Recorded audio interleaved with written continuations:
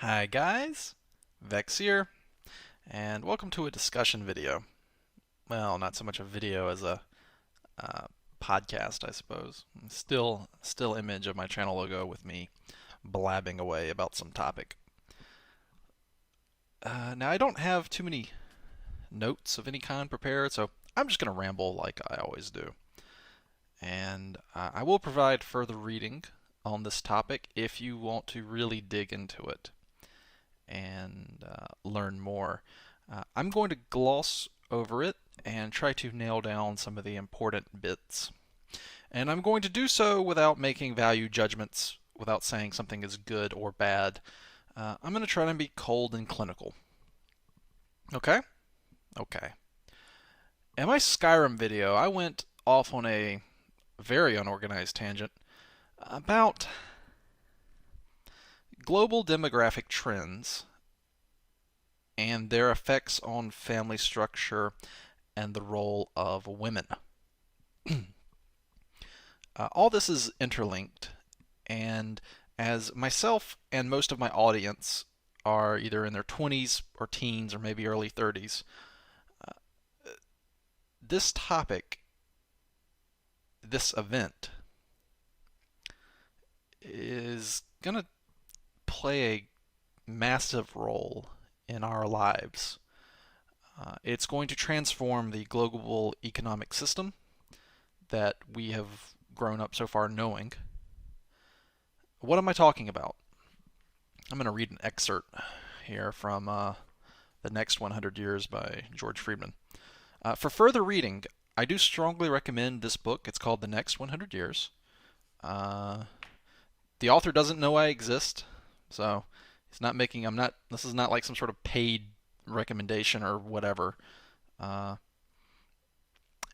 the Next 100 Years. It's you can find it on Amazon used for a penny, and the shipping will be I think $3.99. So basically, you're looking at $4 for a ton of very good information. Basically, the price of a bag of chips. Let's start simply. Between about 1750 and 1950, the world's population grew from about 1 billion people to about 3 billion. So from 1750, the time of ships of the line and and muskets, to 1950, which is the beginning of the Cold War, we went from 1 billion to 3 billion. Between 1950 and 2000, it doubled from 3 billion to 6 billion. Not only was the population of the world growing, but the growth was accelerating at an amazing rate. If that trajectory had continued, the result would have been global catastrophe. What is it called? A Malthusian disaster, I think, where the population outstrips the ability of the world to support it. But the growth rate has not accelerated. It has actually slowed down dramatically. According to the United Nations, between 2000 and 2050, the population will continue to grow, but only by about 50%, halving the growth rate of the previous 50 years. In the second half of the century, it becomes more interesting. Again, the population will continue to grow, but only by 10% statistically, according to other forecasters. This is like slamming on the brakes. In fact, some forecasters have indicated that the total human population will decline by 2100. The entire world economic system, the European preeminence in the world economic system since the 1700s, has assumed high birth rates. It's assumed population growth. The whole economic model assumes that there'll be new customers being born, new workers being born for new industries, new factories, new farms. So, what happens when that falls apart? Well, let's just say we need robots. We really need robots. We need robots.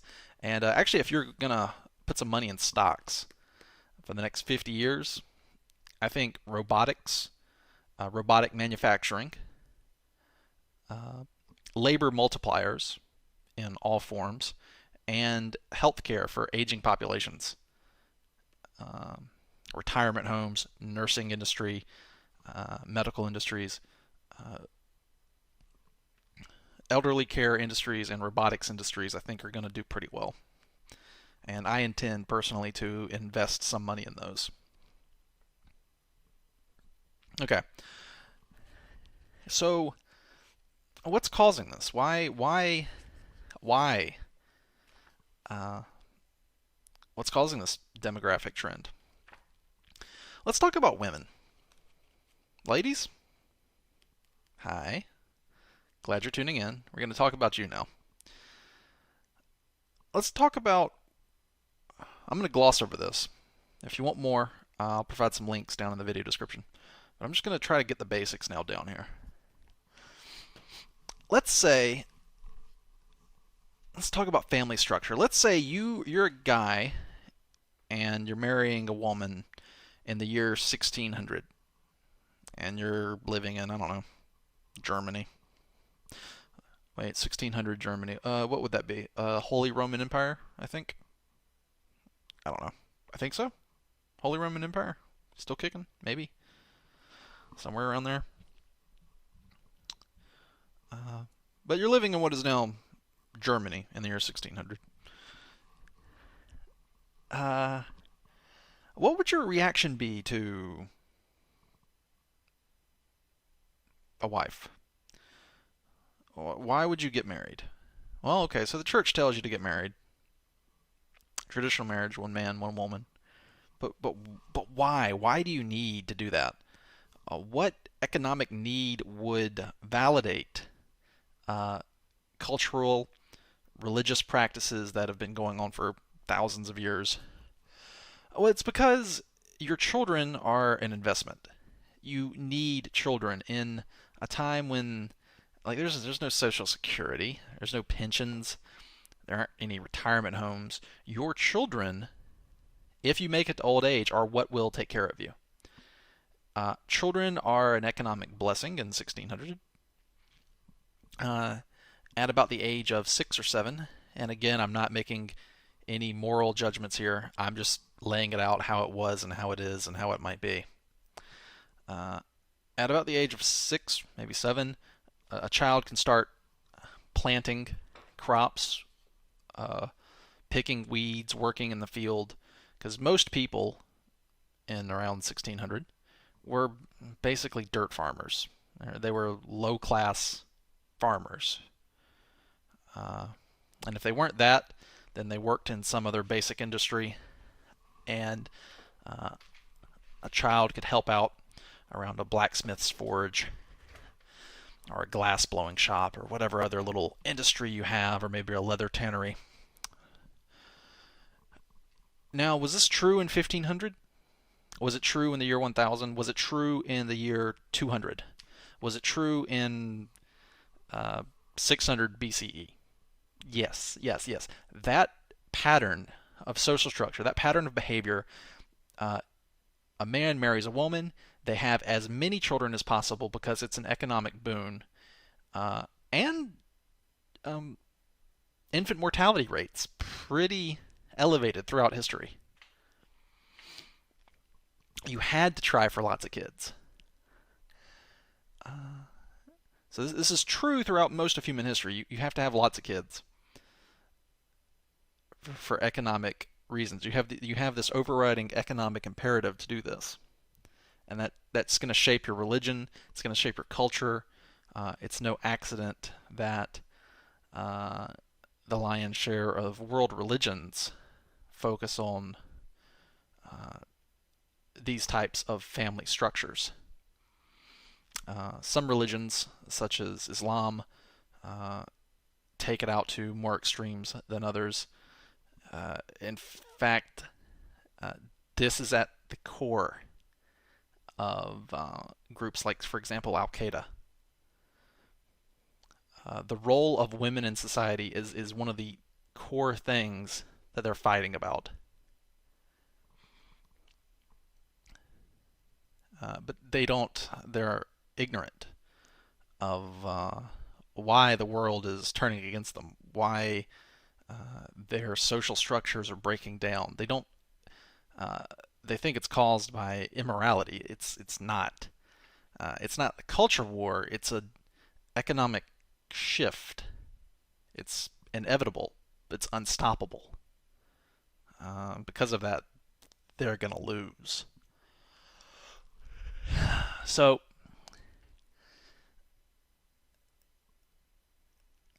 if you have high infant mortality, and even after they're born, a lot of people might not make it to the age of 20 or 30. Uh, you have to be trying to have as many kids as possible to play the odds. So what does that mean? Well, that means a woman's main function in that model of society is to have as many children as possible, and her entire life is devoted to bearing children. And that's true for Catholicism, it's true for Islam.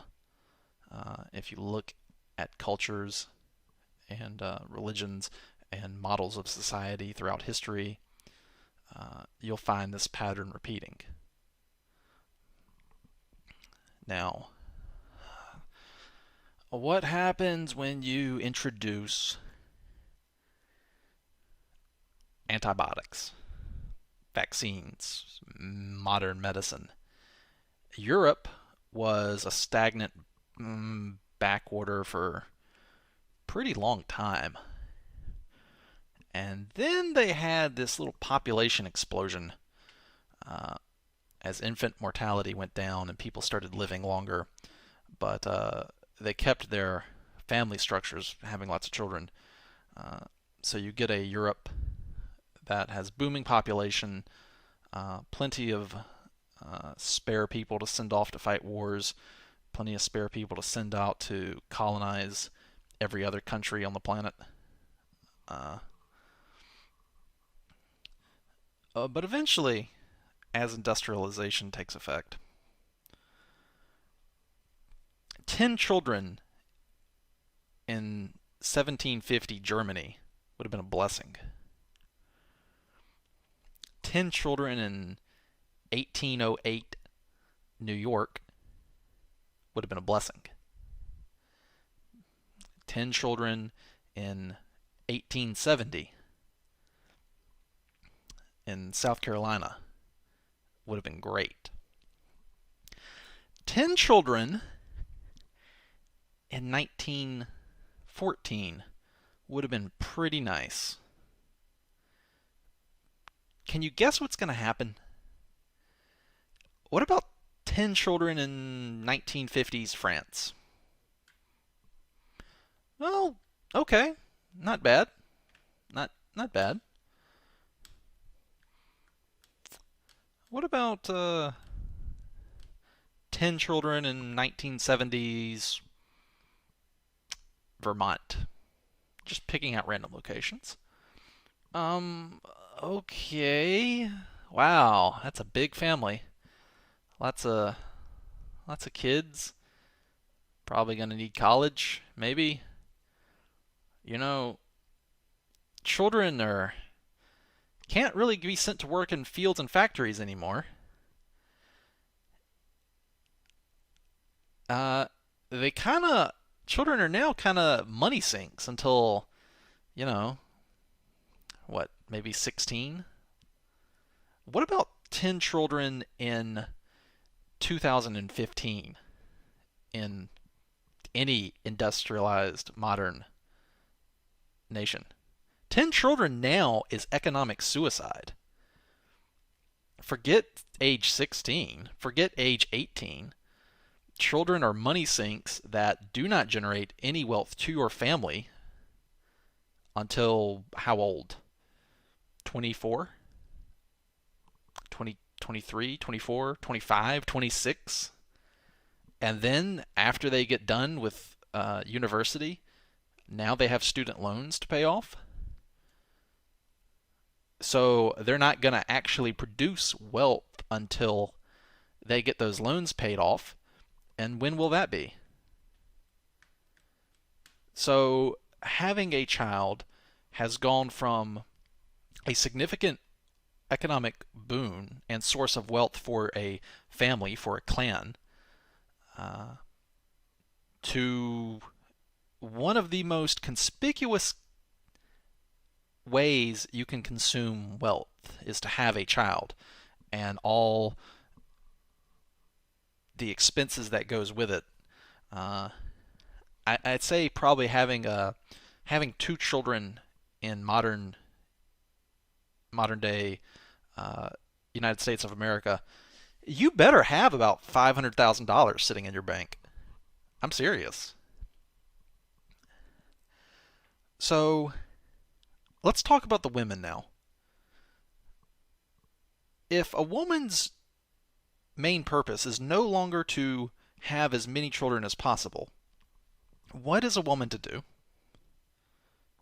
What do they do? What happens when you introduce modern medicine and instead of dying at age 40, a woman now lives until she's 80? And if she has one child, or if she has two children, she has maybe the first child at age 23, second child at 25. Uh, Factor in about 12 years, maybe 10 years of more intense care, and then you've got daycare, you've got babysitters, the kids are in school. Uh, you might be looking at maybe 10% of that woman's life spent on rearing children, childcare. Hell, even if it was 20%, that's still only 1/5 of her life. The other 80% of her life is not defined by children anymore. And therein lies the roots of what we now know as feminism, modern feminism. That's where it's come from. Uh, if a woman is not to be in a traditional family, like what's the purpose of a traditional family if not to have as many children as possible now? It's just people marry for love, right? If you're not marrying for economic union and to produce children for further economic growth for your family, you're just marrying for love. And hey, if you're marrying for only love, why does it have to be one man and one woman getting married? If it's for love, any combination of men, women, uh, transgender people, if it's for love, there's no good reason they can't get married, right? And there you have the modern LGBT movement. And it all has to do, feminism, LGBT, uh, economic cycles, it's all from demographic trends. People living longer, children no longer being a generator of wealth, children becoming massive wealth consumers, people having less children.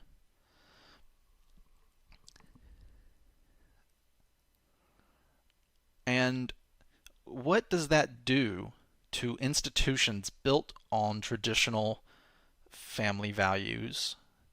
What does that do to Islam? What does that do to Catholicism? What does that do to any sect of Protestantism? You see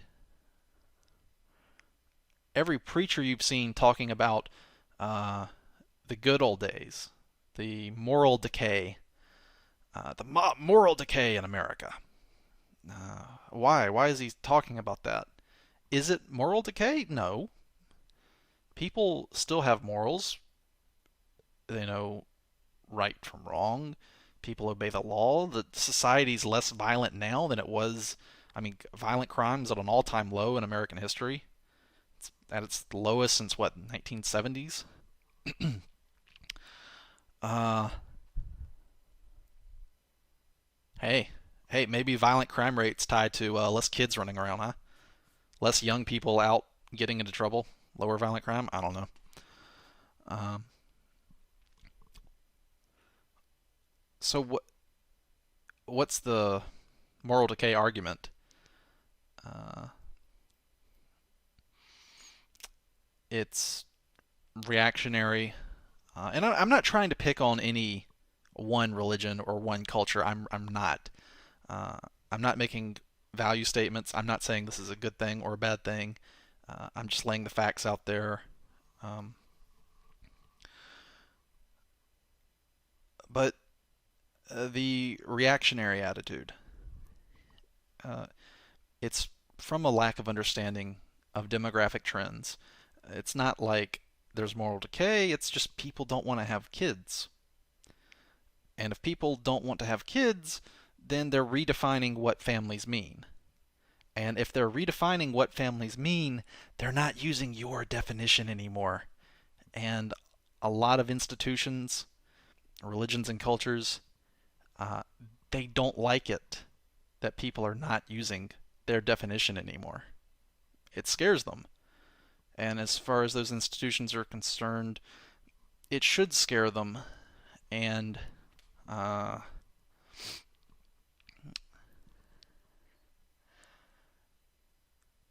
for example, in the United States, the U.S. is becoming less religious by about 1% of the population per year. That means every year that goes by, people who, the group that identifies as religious of any kind, shrinks by about 1%. So in my lifetime, I'll probably see the United States become majority non religious, for example. Uh, and that's just uh, an effect of demographic shifts. Uh, if you don't need if you don't need to have a traditional family, if you marry for only love and companionship, why do you need a church to get married in? Uh, if you only marry for love, and if the love fizzles out, then you get divorced. And in the past, that man and woman who got married in Germany, and the woman was having as many kids as possible, uh, their marriage was held together by pretty powerful economic forces, economic motivations. But if the kids aren't in the equation, and wealth's not in the equation, and it's just marriage for love, you're going to have a lot of people divorcing. And cultures and religions say that divorce is bad, and for thousands of years it was pretty bad if you think about it. Uh, there's a lot of economic downsides to divorce, uh, but not anymore. So I think in my lifetime, a lot of cultural institutions, uh, they're gonna kind of they either have to rebrand themselves and adapt, or they're gonna be obsolete and abandoned. Uh, anyway, I think I'm gonna wrap it up here. I could probably continue for quite some time. I could probably do an example deconstruction of a very conservative country like, I don't know, Saudi Arabia. Let's take a look at that. Yeah, let's take a look at that culture real fast. So, Saudi Arabia, it's got religious police. Women aren't allowed to drive, not allowed to travel without their husband's blessing, have to wear big black sheets to cover themselves. Um, all this is to muffle. Uh, Basically, it's to prevent extramarital sex. That's basically it. If your culture is built around women staying home, having as many children as possible, and devoting their lives to childcare, you do not want them going out and about. You do not want your neighbor looking at your wife. You want to wrap your wife up in a sheet so nobody can see her. Nobody needs to see her. It serves no purpose. Uh, you need to have your religious police to make sure everybody's following those rules. Um, your wife doesn't need to leave the house. She doesn't need to drive. Um, it's all about uh, keeping the woman at home and making sure she's devoted to bearing as many children as possible. But because of economic trends, trends in medicine, demographic trends, that that type of society cannot exist anymore. It serves no purpose. It doesn't have a function, doesn't have a reason anymore besides tradition. That's it. That's the only thing holding it together in the face of modern trends is tradition, and it can't hold out against that. So whether you like that type of society or you do not is largely irrelevant, uh,